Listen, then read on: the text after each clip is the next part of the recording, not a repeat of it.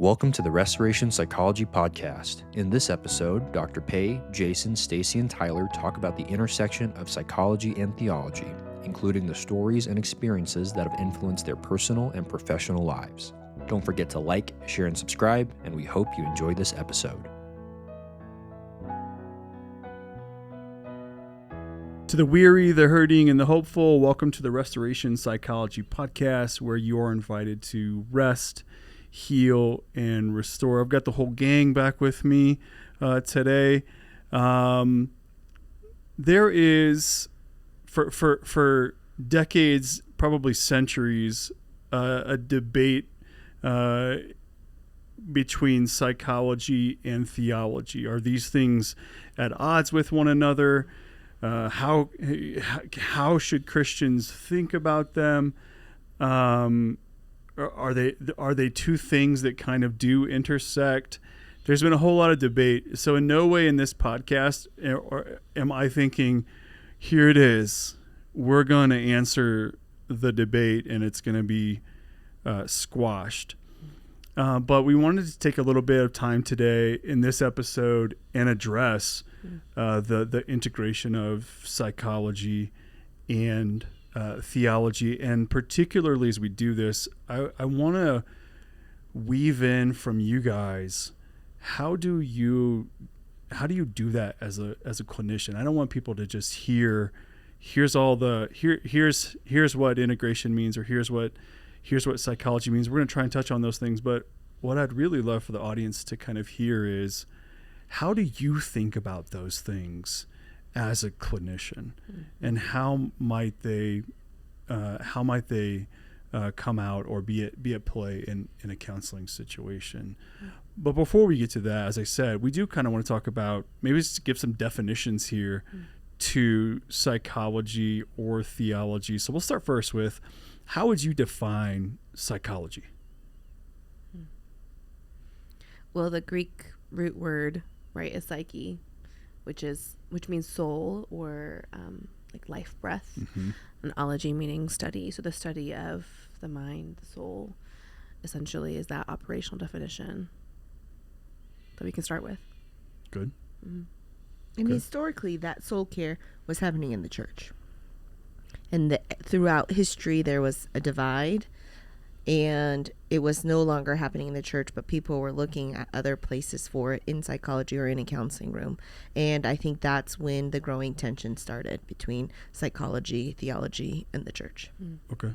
Or like between like maybe psychology and people of faith. Yes. Yeah. Okay. Tyler, thoughts? I agree. Great. I feel like I've heard this not just once, but psychology is the study of who we are and why we do what we do. Does that, when I say that, does that jive with what you guys understand? Well, I think psychology is the study of how our minds and our like brains and our like how that all works. And often in theology, it's the study of like why we do what we do, like what is our purpose as human beings. And there is like almost like a Venn diagram intersect between some of those pieces. If we understood Right. like psychology to have a piece of that and theology to have a piece of that, there would be like some overlap. Sure. Is that what you're saying? Sure. Yeah. Okay. And we're open to see kind of if there's any other thoughts around it. But I think also we need to also operationally define theology then too. Yep. Right. We could do that if you want. How would you define theology? Theology literally means the study of God. Like theo, God, ology, the study of. Okay. And that can bleed into all different aspects of humanity. Yep. I remember in my grad school program, like on the very first orientation, the like counseling professor who was the head of the counseling department at the seminary was saying, all truth is God's truth, right? And so we start from the idea that all truth is God's truth. So I think the distinction is between like special revelation and general revelation. Like we understand and know God through scripture, but we can also understand and know God and know who God is through creation or through human study and endeavor of things, which is where psychology can land.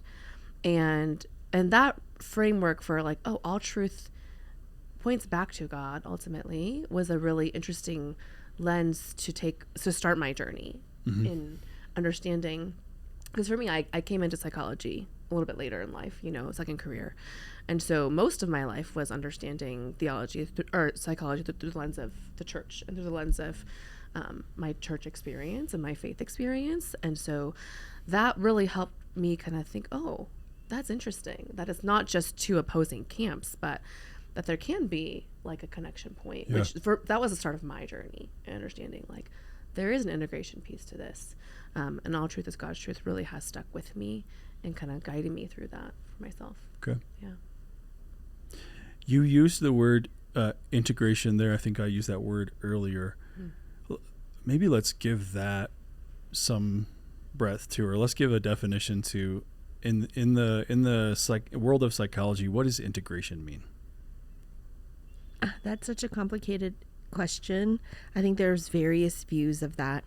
I think looking back, it's been about 20 years since I started the study of integration. It was like 2006. I was young, fresh, wanted to understand a little bit more about what this actually means. And I think that through this 20-year time period, I just realized that I don't know. I don't actually know what integration means, except that when I'm in the counseling room or when I live life, it means embodying Jesus. Yeah. In all spaces. In all spaces, that it is participating with him in incarnational ministry, and that is kind of where I've landed, because we have wrestled, the Academy has wrestled with this topic for so long. And I think when I started grad school, it was like 4 or 5 different views of integration.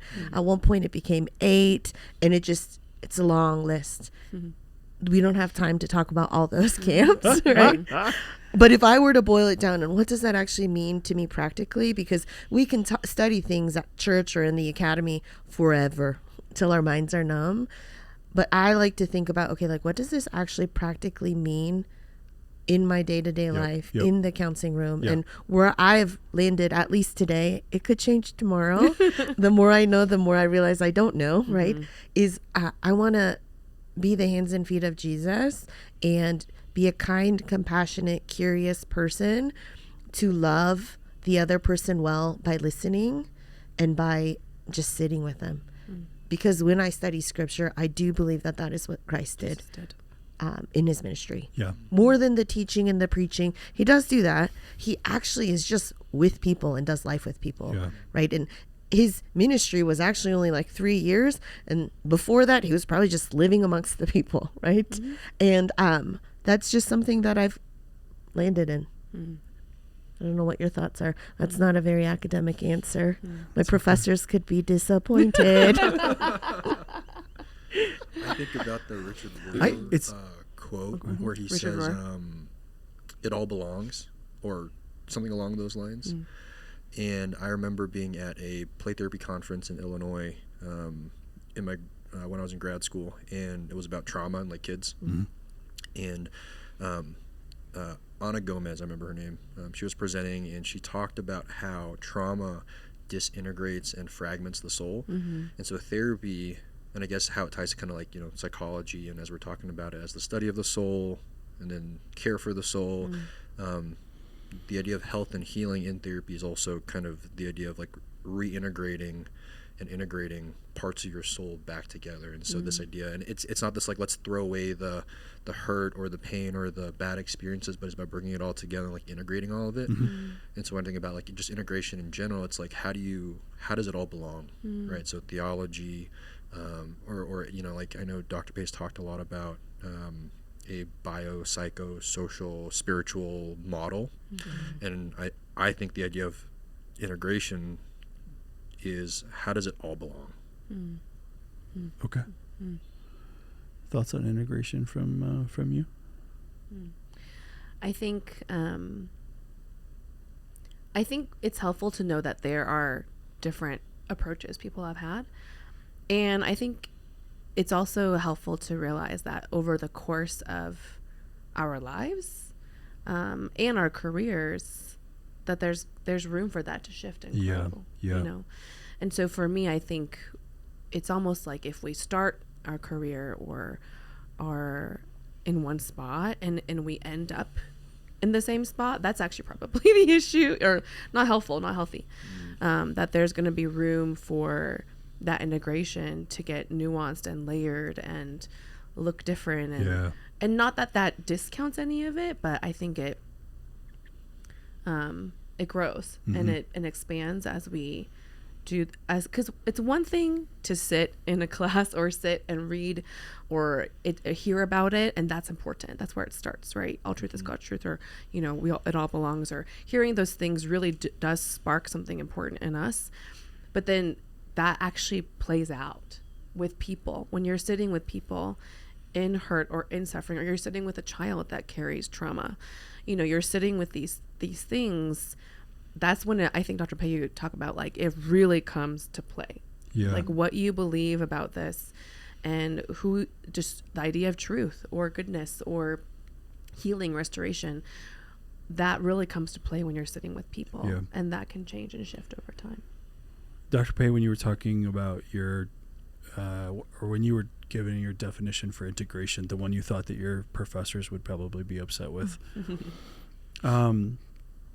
it made me think, I don't know that I've ever heard integration talked about like that. Usually integration, when I hear it, is how do I take the teachings of psychology and do they fit with the things of a faith? In our context, it might be a Christian faith, but like any faith, you'd kind of be talking about from an integration standpoint. What I heard you say was, I want to be able to incarnate Jesus to people as I'm sitting with them in the counseling room. I'm not sure I've ever heard integration, and certainly if I have, it's not very much, where integration is talked about as an incarnational model, where you're representing the Lord in front. And the second thing that my mind went to there was, couldn't a counselor who wouldn't profess to be a believer do the same thing, whether or not they know that they're doing that? Like, if that might be a definition of integration, couldn't they be doing that if they're being kind and gracious and loving? Yes, to both of those questions. So, you know, the way I view integration probably has a lot to do with the way I try to embody what I believe about the gospel. Right. So there's no way to differentiate my psychologist self as me, Jessica, right? And because I am one holistic person. So in my understanding of the gospel, I do believe that our job as Christians is to be the light and salt of the world, to represent Christ. And maybe it's my small sect of what that looks like is to meet the emotional and practical needs of the people around me and to learn how to sit with them. So that is my kind of working definition of what it means to be like Jesus, right? And if I read through the gospel accounts, that is what I see Jesus do. He meets the practical needs of people before he teaches and preaches, often, right? He is with people, he heals people, and then they are able to hear his message more clearly, right? And it kind of leads me to think about, I hear this a lot, like, people are not going to remember the things that I necessarily say, but they are going to remember how I made them feel. Did I make them feel loved, safe, cared for? Was there compassion and curiosity? Or did they feel judgment? Did they feel condemnation? And I want to choose to be a kind, loving, caring, compassionate psychologist person, because that's what I believe Jesus' ministry was all about. Because God is so big and so great that the Imago Dei lives in all of us, whether we are professing believers or not. So there are a lot of beautiful, kind clinicians who don't have a Christian faith system that can do the same work, or similar. I don't know if it's exactly the same, but it's similar.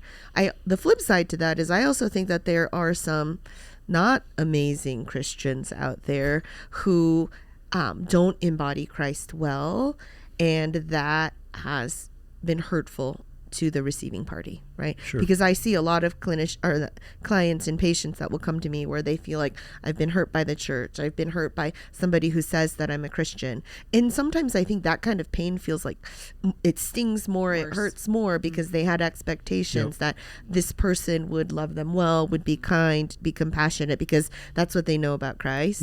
And these people are claiming Jesus's name theoretically, but practically there is a divide, right? That's so correct. It kind of goes both and sometimes people are confused because they're like, I had the most lovely interaction with somebody who is not a Christian, they don't even believe in God. How is that possible? And I think it's because God is bigger than my personal faith system. He exists and created all of us, so his image is embedded in us, right? And so I think it can happen both ways.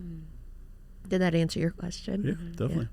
I wasn't looking for a specific answer. I mean, I always have a million thoughts, as you know. 1,000 tabs open at the same time. It can go a lot of directions. You each have different training that you've done for psychology, or the therapy that you do, and you each have different experiences within the counseling room. I'm curious, has anything in your training or anything in your counseling experience since caused you to rethink either your theology or maybe some of the church traditions that you grew up with? Yes. I know that's a longer question. Yes, Sorry, we can break it down into pieces. Yes. If so, what? I think my theology of suffering has shifted quite a bit. Okay. In doing just both life and also in doing this work. Do you feel comfortable sharing from what to what? Yeah, I think in a lot of ways, what we know about, a good God, and what we grew up learning about God and sin and brokenness and suffering in this world. And we take all of that worldview and that understanding and that biblical understanding, and it does shape how you view your worldview, shape how you view the world. And I think especially in work like counseling, where you're literally, the work we do is touch point with people all the time, different people, different worldviews, different life experiences all the time, sometimes multiple times a day. You're touch pointing with that all the time. And I think in a lot of ways it broadens your understanding of, okay, I can take scriptural understanding of, God is good in all things, and God, Romans 8:28, like God can take the anything and make it turn it into good for those who know and love him. But then when you come face to face with people in hardship, in suffering, or even things like infertility, how can God allow, right? Like, these kinds of hard things to happen, or death or loss, or hurt or trauma. It kind of tests that, I think, in a healthy way. Sure. It tests our understanding of, I guess, what we can say are the like spiritual or biblical platitudes of like, oh, don't be anxious, God told us not to be. Like, well, yes, absolutely. And how does that play out when I sit with a client who has a lot of anxiety and for valid, right, legitimate reasons? And how does that tension play out together? And I think ultimately it helps me realize that there is no just simple, like, just pray, or just don't be anxious, or, those kind of things. There's truth to that, and it's much more complex. And I think sometimes when we just land on a simple answer because it's easy, we do ourselves and we do people a disservice. Yeah, for sure. That's a long-winded way to respond to, just to kind of open that. That was good. But yeah. How about you guys? Well, I think one of the ways is kind of just going off of how, or what you were talking about, Dr. Pei, with like integration and the incarnational model of it almost. I think about like my role as a therapist, right? And what it means to be a follower of Christ, and what does the integration of that look like, and how do I live out Jesus's love and the image of God in me with others as I like meet with people in their suffering, in their pain.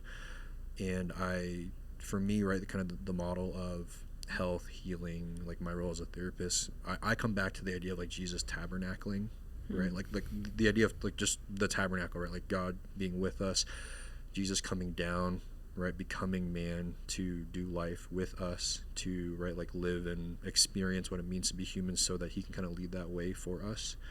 And I think about like as a therapist, right, like coming in and tabernacling with clients, right, who are coming in moments of suffering and hurt and pain and struggling, and us not just necessarily saying, hey, I got the answer for you, like this is it, right? You know, like, because I don't know if Jesus ever said like this is the super simple answer, right? Just say this prayer and everything's going to be better, right? But it was just like he kind of just stepped in, right? And he was like, yeah, like, right, he experienced grief and loss. Jesus wept, all these things. And so for me, it's kind of broadened and expanded my perspective, theology, if you will, on like who God is, who Jesus is, who we are in relationship to him, with others. How do we love people well? How do we also communicate and like hold people accountable, right? Like in truth, because like in the same breath that Jesus met and was compassionate with people and, right, like performed miracles and met people's needs first, he also, right, communicated, hey, like, and this is reality, right? Like, you know, if you want to never go hungry again, right, like this is everlasting, not a theologist, bread, water, right? Just but this idea of like there's always truth and love, right? Love and truth. It was never either or. And he also said the truth very lovingly, right, and kindly, but also firmly. Good doctor, what do you got? I have a lot of different thoughts. So one is that I think that there's nothing more character developing for myself personally than to have the honor and privilege of sitting with people in pain. I think prior to that, I grew up in a pretty rigid, conservative church context where things were either good or bad, right? And it was very black and white. And I was very black and white. It's good or bad, right? And I think for a long time, the question I had is like, what is wrong with you? Why are you doing that? Okay. And stop it. And it has really shifted into like, what happened to you? Tell me more about that. Because when I understand what has happened to people, it makes sense why they are in the patterns of unhealth or destruction that they are in. And it has made me way more compassionate. There's a couple of examples I can give. And, you know, hopefully I can do this with compassion and grace.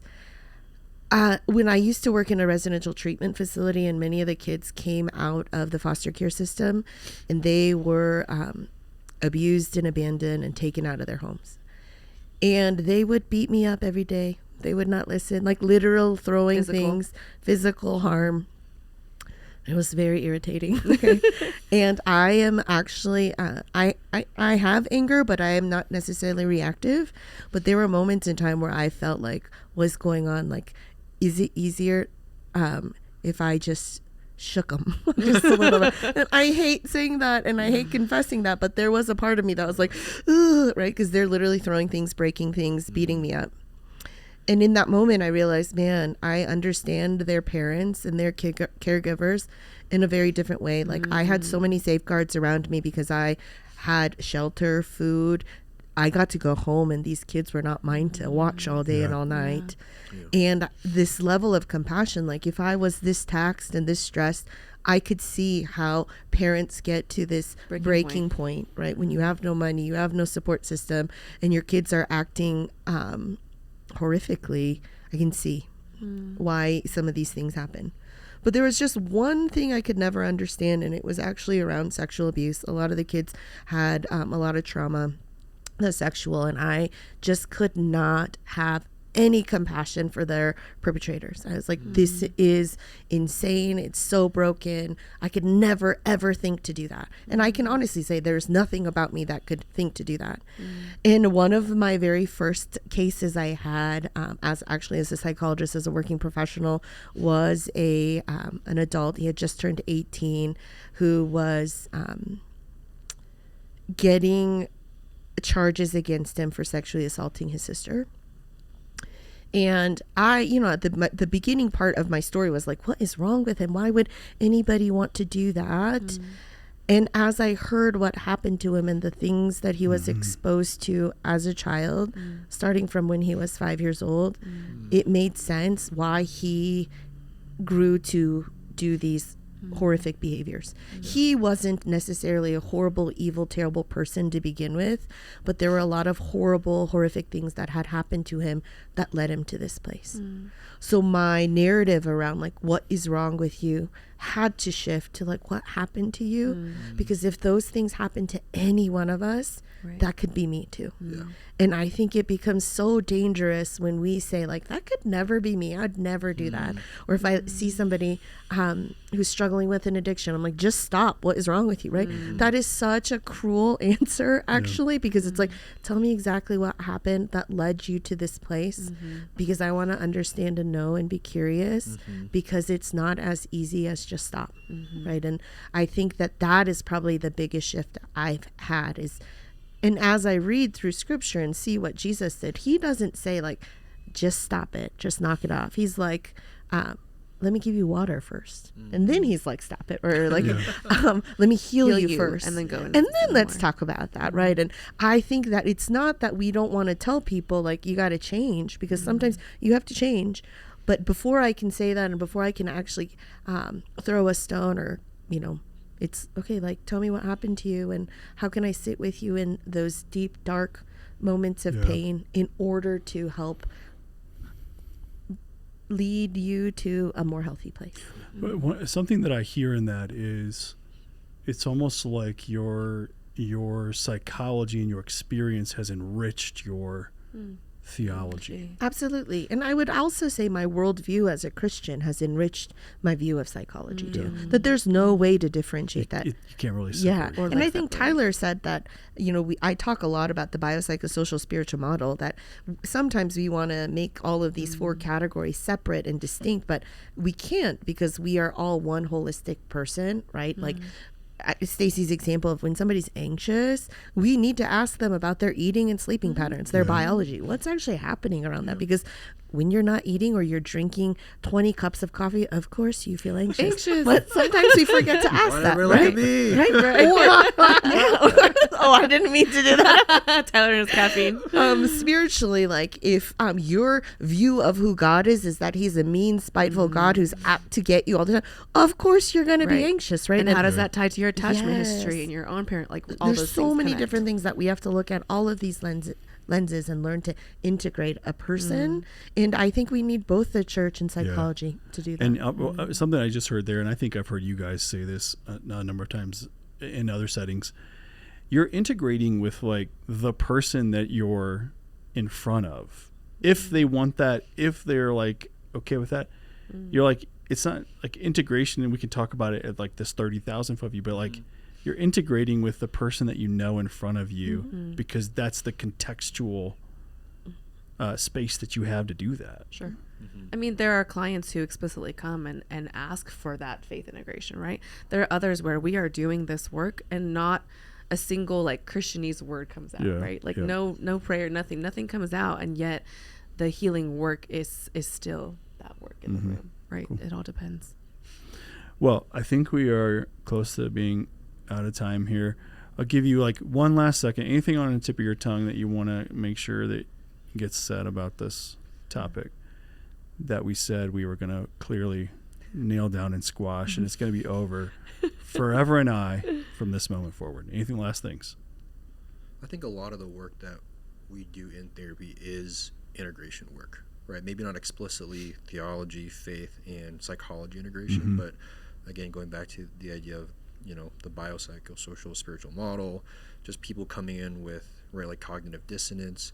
a lot of the work that I feel like I do with clients is how do we integrate you as a human being, right? To develop and expand and make sense of what's happened to you, make sense of what's going on for you now, in the past, for the future. To me, a lot of it just feels like constantly trying to integrate new information, old information, grieving, right, things, and then integrating new hopes and futures and experiences. So to me, integration is a big part of what I do and what we do. Yeah. I think my encouragement too, as someone who is, a Christian, who is a pastor's wife, who does ministry in the church, who is also, a Christian, all these areas. I think the encouragement would be for those listening, would just the same thing for myself, would be to be curious. What biases do I have about theology, about Christians, or about, the mental health profession, or what are those things that I carry, and why do I carry that? And Great point. And how can maybe some of those things be challenged in really healthy, good ways? And how can I have an open mind to understand, like, okay, maybe there's more than just what I know, or more than just what I've experienced, and see where that takes each of us, right? Like, to have that open mind of what does that look like to be a Christian, to be in this field, to be a Christian who does therapy or not, or kind of be open to sort of those nuances and see where that journey takes us. Yeah. Any last words from you? I think what I'm thinking about is, one, I was actually going to say we all should be curious and learn to be kind and compassionate and ask good questions.